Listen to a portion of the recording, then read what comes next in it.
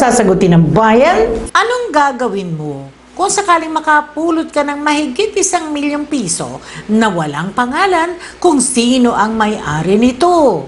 Gagawin ko po, puhunan ng pagtinda ng kandila. Para tinda po akong kandila dyan sa simbahan. Pambakal ko ng kandila, puhunan. Bibigay alam ko sa radyo. Pananawagan ko kung kanino yung perang yun. Hindi naman kasi ako interesado kung makakuha ako ng 1 milyon na hindi ko pinaghirapan eh. Sasauli ko doon sa ipananawagan ko sa radyo kung sino ang may-ari nung ganun. 1 milyon na yun. Kung ako ibigyan nung may-ari, salamat. Kung hindi, okay lang din. Ganun lang ako. Marami na akong nakuha ng ganyan. May mga nasa sobre pa. 100,000 pa. Sasauli ko pag nakukuha ko sa biyahe. May katabi kaming matanda. Naiwan yung sobre. Tingnan ko ang daming pera. Ngayon ay may pumarang lalaki. Sabi ay, yun daw sobrang yun ay sa nanay daw niya yun daw ay pambaya daw sa ospital yata. Ay sabi ko nandun naman sa tabi ko yung hindi ko man kinikibo. Sabi ko, ito po ba? Sabi ko, ay oo, salamat po, yun lang. Tapos naglayas na yung yung may-ari. Di man lang nagsabi, ay salamat, bigyan kita kahit 5 piso. Sabi ko, salamat din. Inanong ko lang. Siyempre po, ibabalik natin dito sa, halimbawa dito namin nakuha yung 1 million, dito namin ibabalik.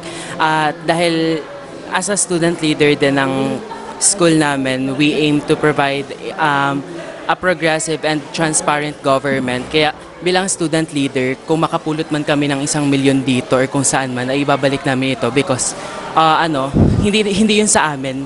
At yun nga po, yung ibabalik na lang din namin kasi ayun, hindi naman po namin yung pinaghirapan at pinaghirapan yun ng ibang tao.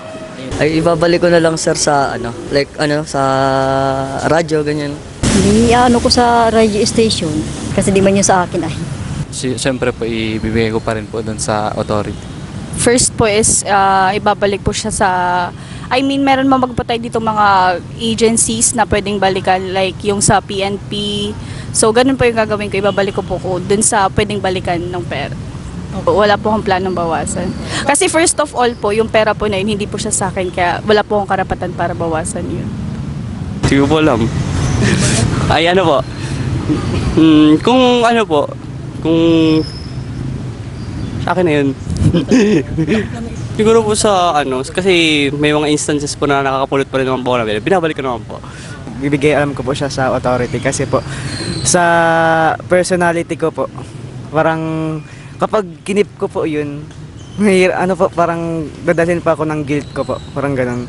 Tapos po, kapag siyempre magtataka yung parents ko na saan galing yung pera. Mahihirapan ako magsinungaling. Idadalahin ko po dyan sa mga officials para po ma-report nila. Yun po, para po maibalik sa may-ari. Kami, bilang empleyado ng gobyerno, ibabalik namin yun. Kasi yun yung nararapat. Seryoso yun! Kasi kami nga nila, pag nakakuha ka daw ng malaking baggage, kinuha mo hindi sa'yo, malaki yung balik ng sa'yo. Mas malaki yung Ibabalik sa sa kinauukulan. Kasi kung wala naman siyang pangalan, balik na lang natin sa pulis para sila na lang din yung... Baka ma-regular kami. Ma-regular din kami.